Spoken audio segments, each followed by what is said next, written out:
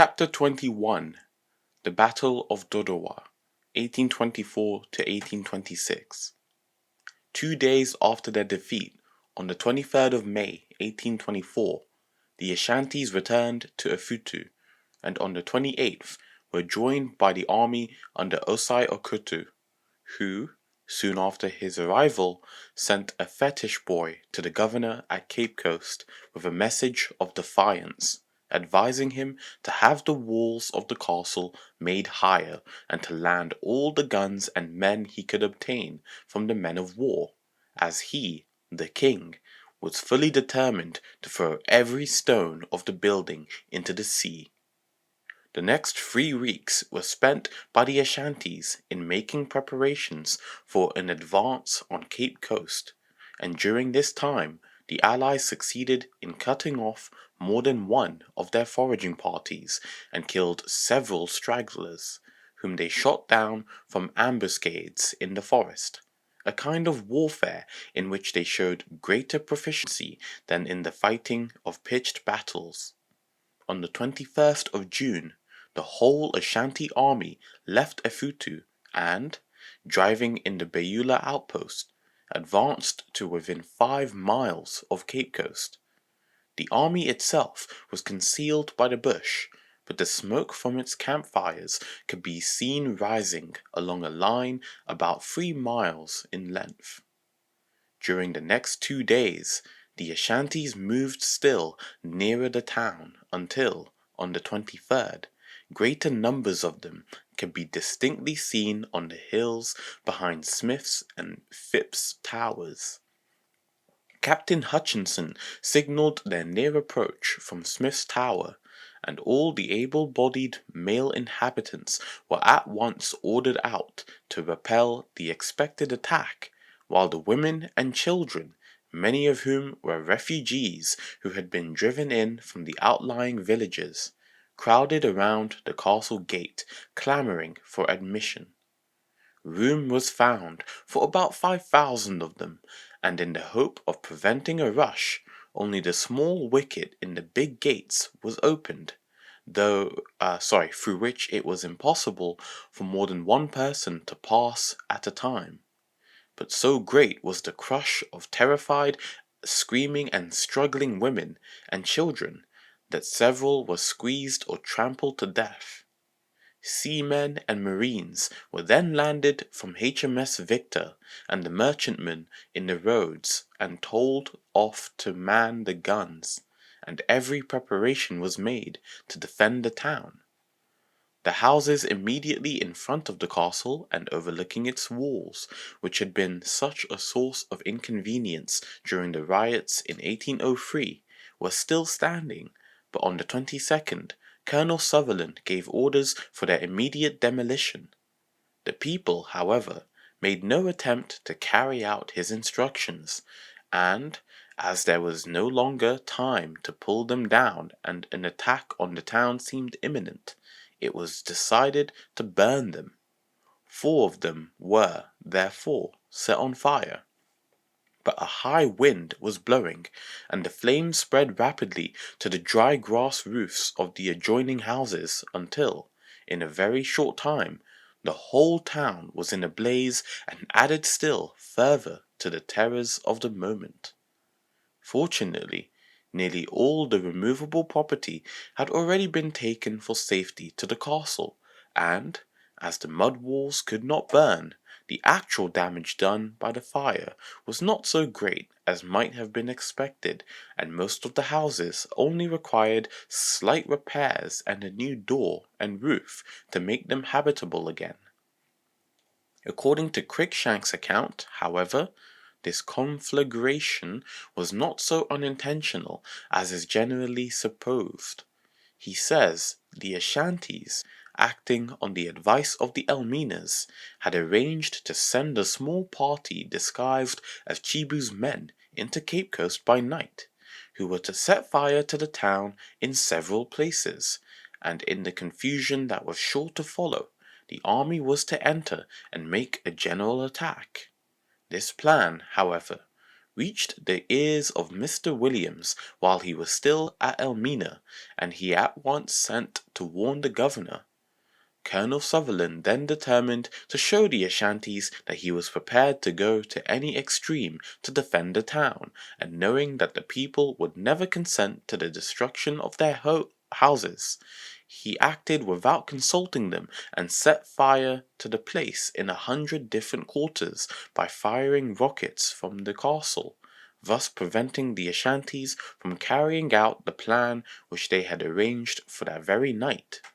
However this may be, and whether the town was destroyed accidentally or intentionally, the fire had the effect of dismaying the Ashantis, who, believing that the people had set fire to the town in a frenzy of despair and were prepared to perish in its ruins, decided to postpone their attack until a more favorable moment and withdrew to Beulah the next day.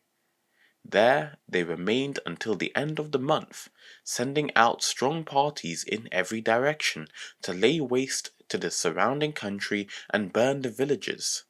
The garrison, meanwhile, numbering as it did but 360 men, of whom 104 were in hospital, with a few artificers and militia, and a very small native force upon which but little reliance could be placed, was powerless to prevent them. On the 4th of July, HMS Thetis, Captain Sir John Phillimore, arrived from England with a much-needed reinforcement of 101 officers and men of the Royal African Colonial Corps, and 2 days later a force of about 5,000 natives from Accra and the neighbouring towns marched into Cape Coast.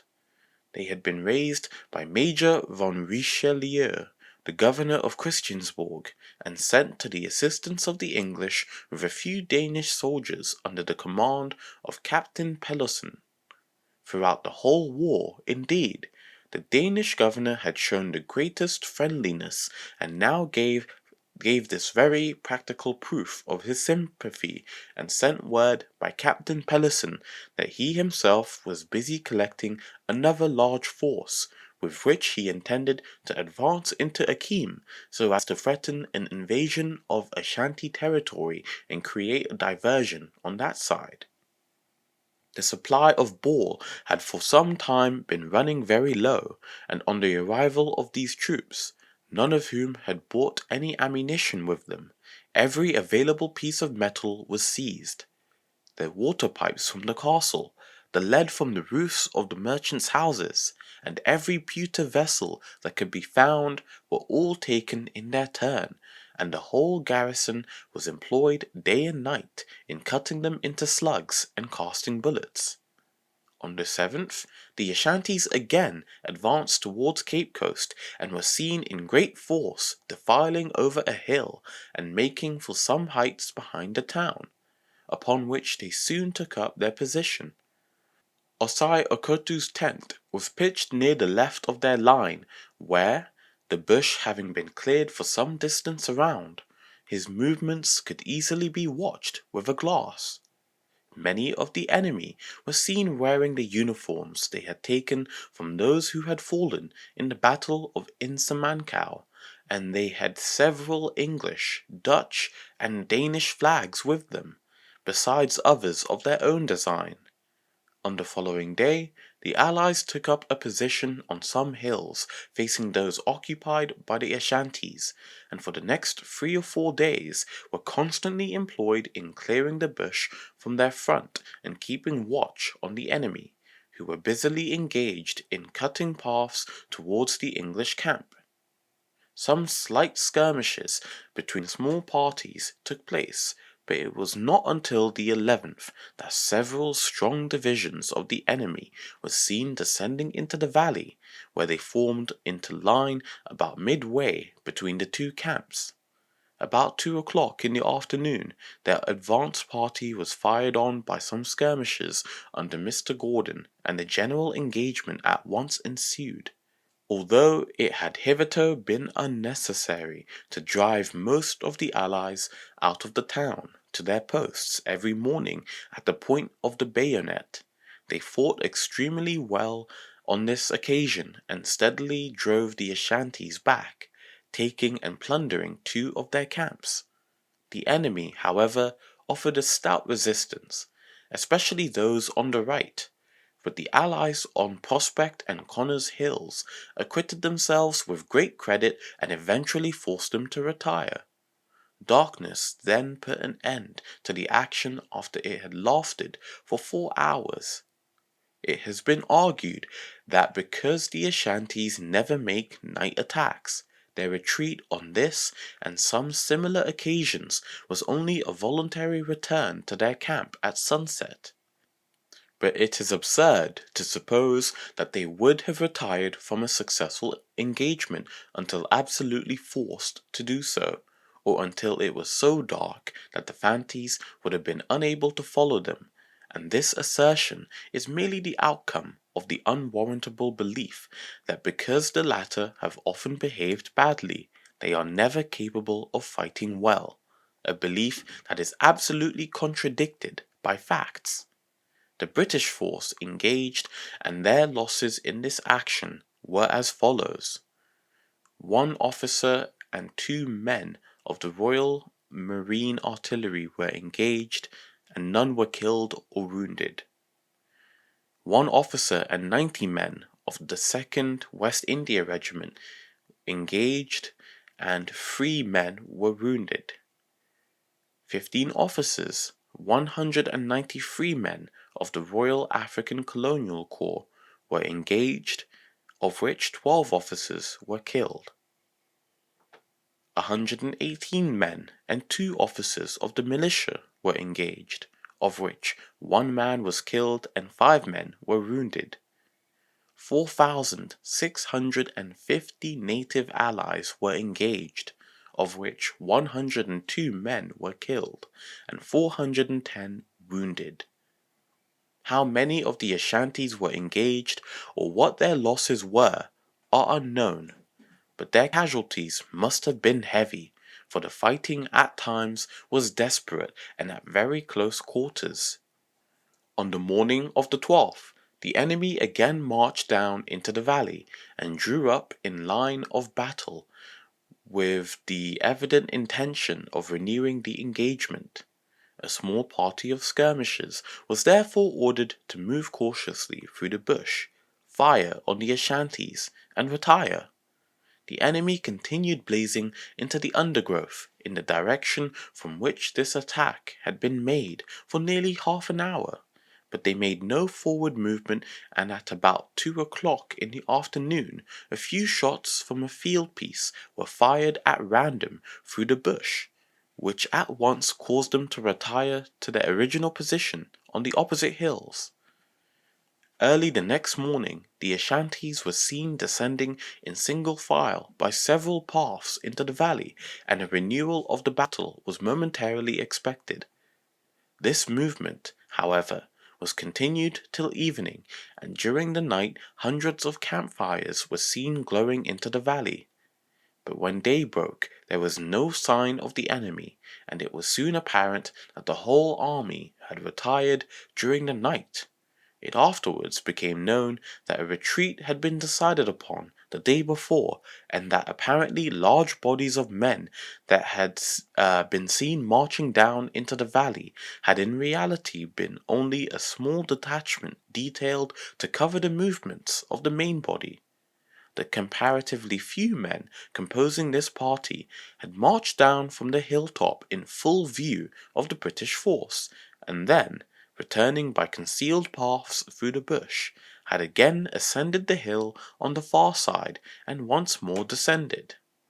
This maneuver had been kept up throughout the day, and after numerous campfires had been lit in the valley to confirm the belief that the Ashantis were occupying it in full force, this party also retired and joined the main army. The Ashantis had thus been enabled to remove all their sick and wounded and retire with their prisoners and carriers for some distance before the Allies became aware of their intention or could do anything to hinder them. They had gone in the direction of Elmina and Efutu, but all attempts to induce the Allies to follow and harass them were unavailing. They seemed to think that it was sufficient for them that the enemy had withdrawn from Cape Coast and that their own safety was temporarily assured, but they had no intention of incurring any risk or inviting further danger by following them. During this retreat, a brother of the Fanti king, Aduku, who was taken prisoner by the Ashantis in 1807 and had since been employed as an umbrella bearer to the king, made his escape and reached Cape Coast. The chief cause of this sudden retreat was the great number of men the Ashantis were daily losing by disease. Smallpox and dysentery raged in their camps and had already claimed thousands of victims, and famine stared them in the face as a result of their wanton destruction of the farms for miles around. Numbers of men, principally Essenes, hungry, weakened, and disheartened, deserted during the night of the 11th and afterwards joined the Allies. A stray shot from one of the guns on Smith's Tower had moreover struck the king's palanquin, and he held a superstitious belief that the English knew its exact whereabouts and would send a second ball to kill him if he occupied it. So firmly convinced was he of the truth of this theory that the arguments and persuasions of his chiefs, his own sense of dignity and fatigue were alike unavailing to induce him to ride again, and he preferred to trudge along on foot for mile after mile with his retreating army. On the 18th of July, Lieutenant Colonel Grant arrived at Cape Coast from England, bringing large supplies of much-needed ammunition and a few men of the artillery, to take over the command from Colonel Sutherland, who returned to England on board HMS Thetis. On the 19th, he sent out a strong native force to harass the Ashantis, who were now halted at a distance of about 6 miles from Cape Coast and were drawing their supplies from Elmina. This force returned on the 20th with several prisoners and reported that the enemy had moved off in the direction of Anamabo. They remained in that district, creating great alarm and devastating the farms and villages, until the news of the Danish governor's advance through Akim caused them to retreat with all speed to Kumasi, leaving hundreds of their sick and wounded behind, who, falling into the hands of the Fantis, were murdered almost to a man. It was a new experience for an Ashanti army to return unsuccessful, and on their arrival in the capital, weary and disheartened, with their numbers terribly reduced and with the object of the invasion, the capture of Chibu, still unaccomplished, they had to endure the taunts of women, and many a scoffing song was heard in the streets.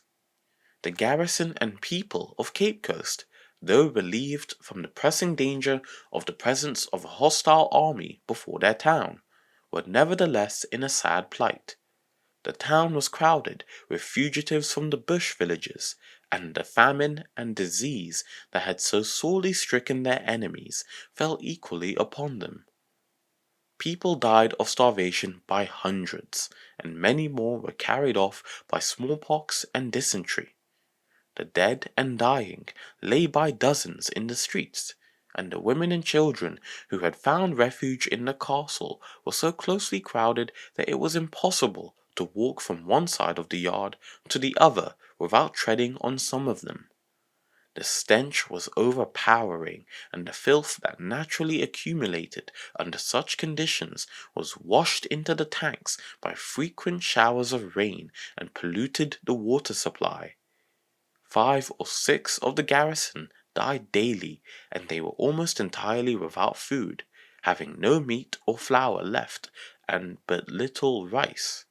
Fortunately, at this critical juncture, a vessel loaded with provisions arrived from Sierra Leone, and several others were sent out from England with large quantities of rice and arrived soon afterwards. so that those who still survived could be supplied with enough to tide them over the months that must elapse before fresh crops could be sown and harvested. In order to give some idea of the appalling mortality from the effects of the climate and disease upon the Europeans at this time, Ellis extracted the following data from an old letter book in the military hospital at Cape Coast. Out of the first 2 companies of white soldiers who arrived at Cape Coast from the Cape of Good Hope in April 1823, only 1 man remained alive in December 1824. Out of a second detachment that had arrived in November 1823 from England, only 8 remained alive. The greater part of a third detachment which disembarked at Cape Coast on the 12th of March 1824 had died within 3 months of landing. Only 6 men remained alive of a fourth detachment that arrived on the 20th of March, and out of the 101 men who landed from HMS Thetis on July 4th, 45 died within a week of arrival. The deaths of 15 officers are recorded within the same period, viz. Between April 1823 and December 1824. As if it were not sufficiently bad to send men to serve in such a climate, the government actually sent out the soldiers' wives and children. 42 women and 67 children arrived at Cape Coast in October 1823, and by December 1824, 29 women and 41 children were dead, sacrificed to official ignorance, and 27 women and children had been sent out to England to save their lives. Well might Assistant Sergeant Bell of the Royal African Colonial Corps, who compiled this record, say, "The destruction of life that has taken place ought to prevent any more European women and children being sent out. I sincerely hope I will never re-witness the many trying sights I have done this year in beholding the father and 4 or 5 fine children laid up with fever in a small hovel of a place, totally helpless to each other, and gradually dying, without my being able to mitigate their sufferings even in a small degree." Now that the Ashantis had finally withdrawn, some of the villagers who had sought refuge in Cape Coast during the invasion began to return to their own districts to rebuild their ruined homes and cultivate their farms. Amongst these were the Commanders, and the Elminas seized the opportunity to give fresh proof of their loyalty to Ashanti and their undying hostility towards those who had espoused the English cause and fought on their side. The majority of the Commanders returned home by sea, but their women and children were sent overland, and, as they passed through Elmina, many of them were seized and brutally murdered by the people. No sooner did news of this outrage reach the ears of Colonel Grant than he wrote to Governor Last demanding the punishment of the offenders. The Dutch governor, however, replied that he had not sufficient force at his disposal to keep the people in order even, and that it was consequently quite out of his power to compel them to surrender the perpetrators of this crime. Commodore Bullen was anchored off of Cape Coast at the time and at once placed HMS Victor, Captain Woolcombe, at the governor's service to convey Captain Ricketts and Lieutenant Atchison to Elmina, where they, in the governor's name, offered Mr. Last the assistance of the English troops. The offer was gratefully accepted, and before they left, arrangements had been made for the transport of the men and the hour of landing fixed. After they got back to Cape Coast, however, Mr. Last wrote to say that the Elminas were determined to prevent the landing of any English soldiers in their town, and the arrangements were cancelled at the 11th hour. The Commanders were far too weak to have any chance of taking their own revenge, and the matter was dropped for the time, though not forgotten. Had this expedition been successfully carried out, the Ashantis, even if not compelled to make peace at once, would have been very seriously inconvenienced, for the Elminas were the only friends they now had among the coast tribes, and they were dependent upon them for their supplies. On the 17th of October, Lieutenant Colonel Chisholm, recently promoted, had died. His loss was keenly felt, for not only was he a most popular officer who treated all those with whom he came in contact with justice and consideration, but his many years of service in West Africa, since 1809, had given him an insight into native character and affairs that was of the utmost value. No other event of any importance occurred until March 1825, when Major General Charles Turner, who had recently been appointed Governor-in-Chief of the British settlements in West Africa, arrived at Cape Coast. He was accompanied by 3 transports bringing a further detachment of the Royal African Colonial Corps from England and 200 men of the 2nd West India Regiment from Sierra Leone. Finding that the Ashantis had retired to their own country, the new governor issued the following proclamation: By His Excellency Major General Turner, C.B., Captain General and Commander-in-Chief of the British settlements on the western coast of Africa, Charles Turner, to the people of Cape Coast, to the people of the other British settlements on the Gold Coast, and to the surrounding nations, friends and allies of England. The King of the Ashantis has, by assistance of the Elmina people, waged a cruel and unjust war against you and us. He has suffered for his crimes and rashness, and Elmina is only suffered to stand because the King of the Dutch and the King of England, my master, are at peace. But I have represented their conduct, and their fate will depend on the orders I may receive. You have all stood forward in defense of your rights, and I thank you in the name of the King, my master. England does not wish for any wars. She wishes the natives of Africa to be free, happy, and rich. She wishes for nothing in this country but lawful trade and commerce. If the King of Ashanti will content himself with governing his own nation and his own people, and does not stop the trade of the interior with the coast, or attempt to oppress his neighbors, let him say so to me, and I will make a treaty with him on those terms. But I will not make peace with him on any other terms, nor until he gives up every claim to tribute or subjection from the surrounding nations. Given at Cape Coast this 2nd day of April, 1825, by His Excellency's command, signed William Williams, Acting Colonial Secretary. God save the King. The bombastic tone of this proclamation was hardly justified by the facts. The Ashantis had not asked for a treaty, and in the circumstances were not likely to do so. This war had been the final result of the treatment meted out to Osai Tutu Kwamina by Governor Hope Smith in the hope of the former treaties and the notes for the forts, and the actual invasion had been directed to the capture of Chibu, who was a revolted subject of the King of Ashanti. Though it is true that the Ashantis had met with several reverses during the campaign, yet they must certainly be adjudged the victors in the war as a whole. They had killed a British governor and carried his head in triumph to their capital, where it still remained as evidence of their prowess. They had practically annihilated his army, and had been in possession of large tracts of the country for not less than 6 months, and had entirely depopulated and devastated them.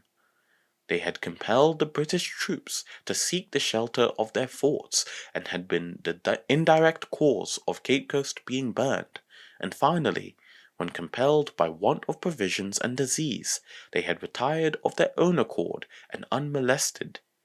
In these circumstances, it was not to be expected that they would sue for peace, and the boastful tone adopted by the governor in proudly declaiming that he would grant no peace except upon his own terms, and that demanding the renunciation by the Ashantis of all claims to tribute and allegiance from the various tribes they had subdued, was supremely ridiculous and can have deceived no one who chose to think.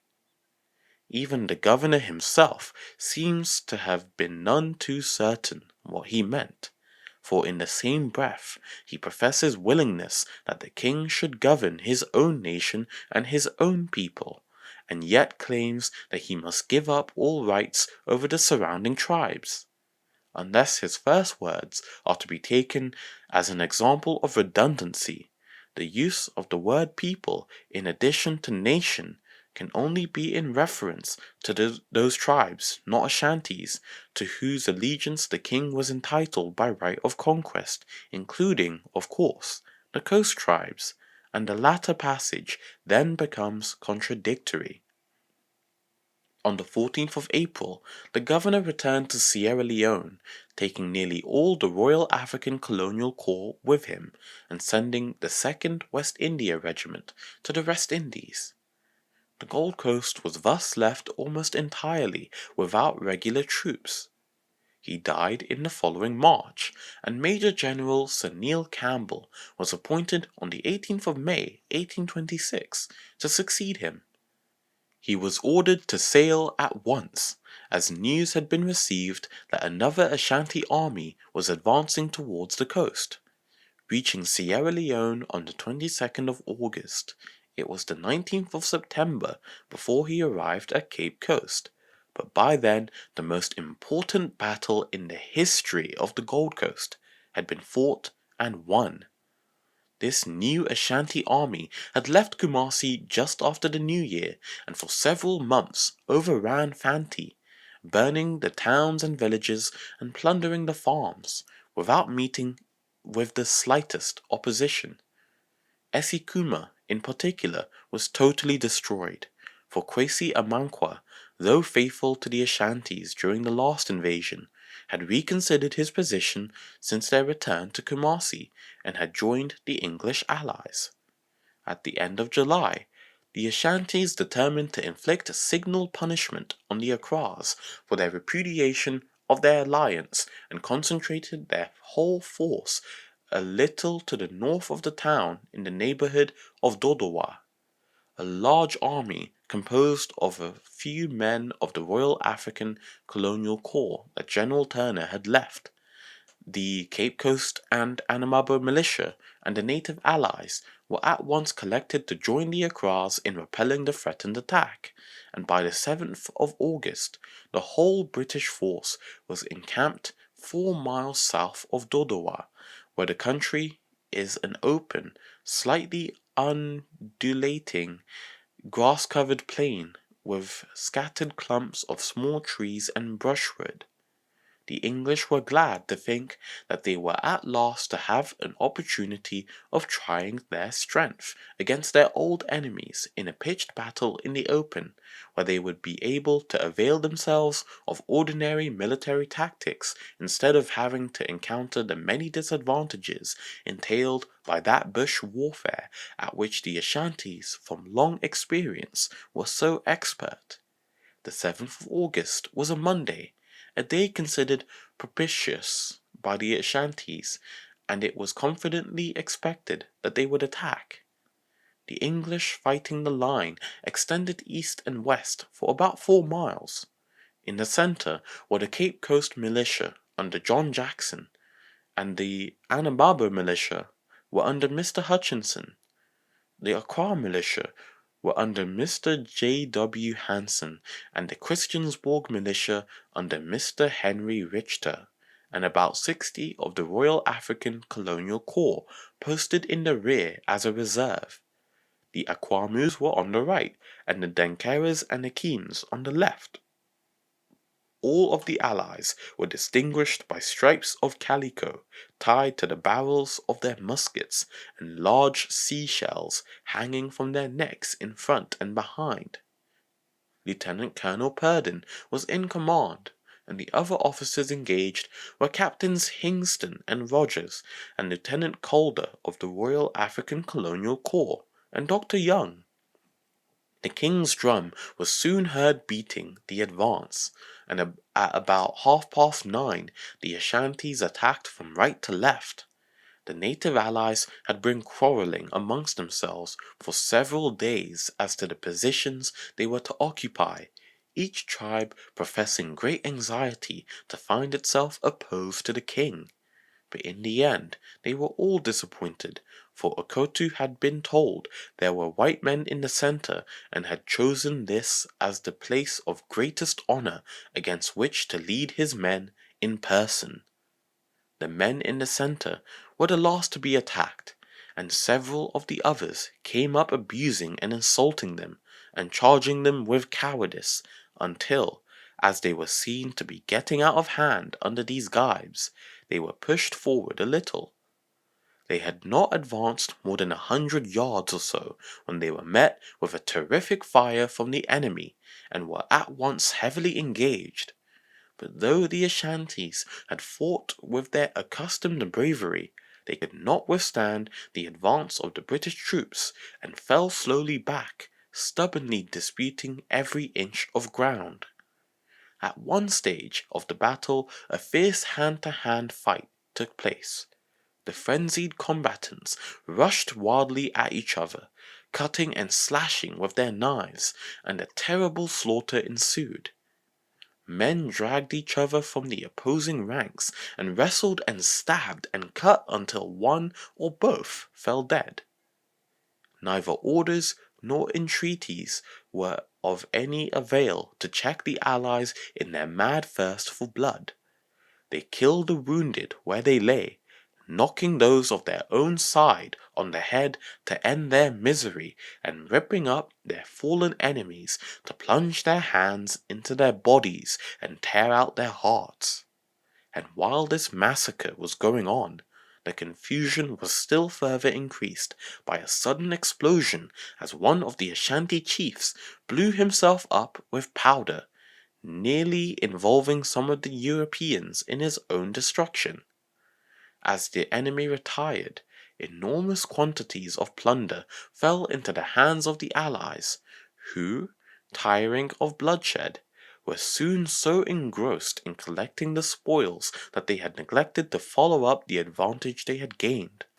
But the day was not yet won, for the whole of the Danish Acras had already fled, and some of the Dutch Acras on the left of the centre now gave way and allowed the Ashantis to press forward into their place, thereby causing the greatest alarm and quickly recalling the other allies to a sense of duty. The enemy at once made a furious onslaught on the centre and drove it back in confusion, while the second division opened a heavy fire on its flank. At this critical moment, when the issue of the battle trembled in the balance, and there seemed every likelihood that the Ashantis would after all gain the victory, Colonel Purdon called upon the reserve and ordered them to open fire with Congreve rockets. The consternation caused by these terrible missiles, now used against the Ashantis for the first time, can scarcely be imagined. The noise they made, the long tail of fire that they left behind them, the loud explosions, and the fearful wounds that they inflicted, led the enemy to believe the English had some great fetish and were fighting them with actual thunder and lightning. For a few moments they stood their ground, almost too astonished to act, but panic then seized them. They broke and fled in the wildest disorder, and the victory was complete. In the meantime, Kujo Chibu on the left had been fighting as bravely as ever, and though the Winnebas had fled at the first volley and never halted until they reached Accra, his Dankaras had stood firm and driven the enemy steadily back. On the right, too, the king of Akwamu had driven all before him, penetrating right into the enemy's camp and taking him in the flank, and the issue of the battle on this side had never for a moment been in doubt. The short, dry grass had caught fire, and dense clouds of smoke covered his advance, which could only be traced by the occasional explosions and sudden columns of thicker smoke as one chief after another blew himself up in despair. Kwesi Amankwa, the chief of Esikuma, too performed prodigies of valor.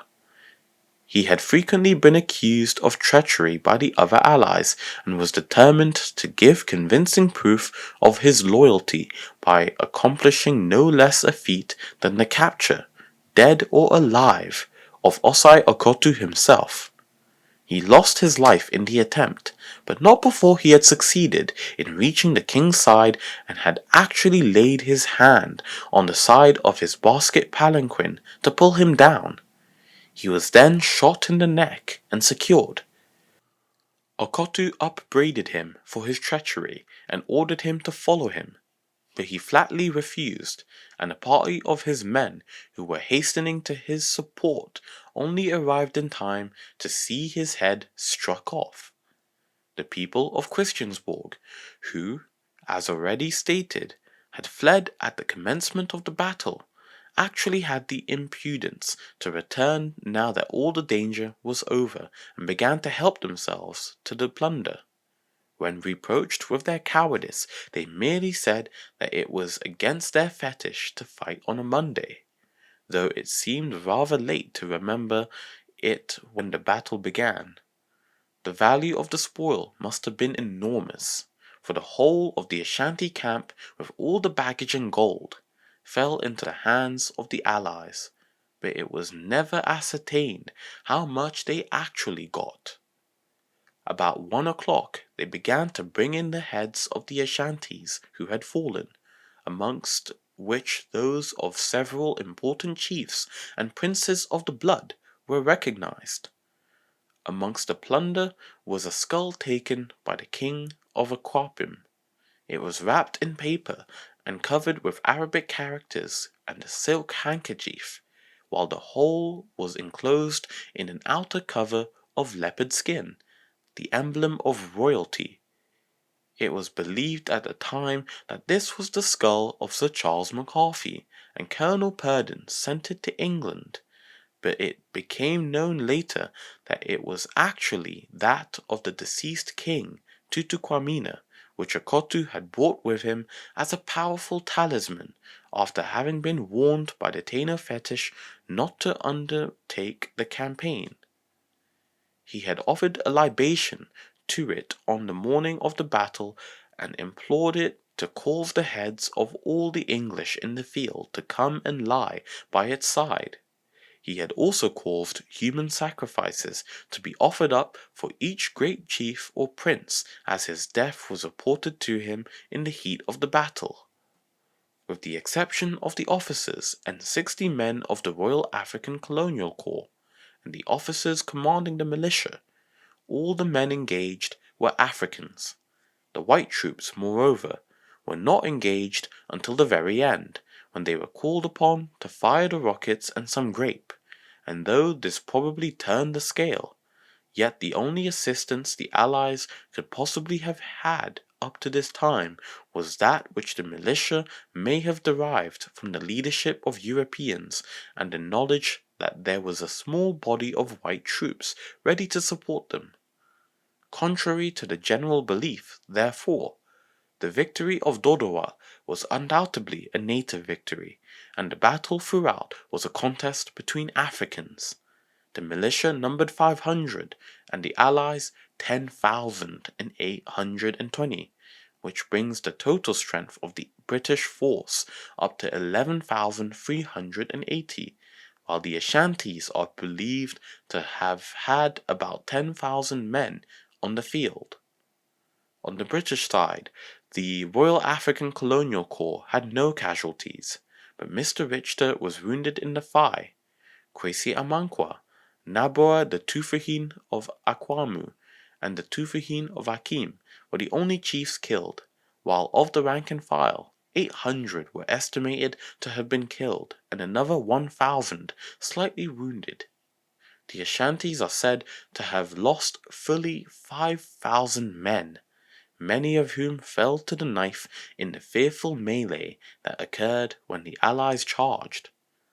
Late in the day, when they had become absolutely satiated with slaughter, the people took many prisoners, amongst whom were Ekwa Puswa, one of the king's wives, Akiawa, an Ashanti princess, Kokowa, a wife of the king of Jabin, and many other important persons.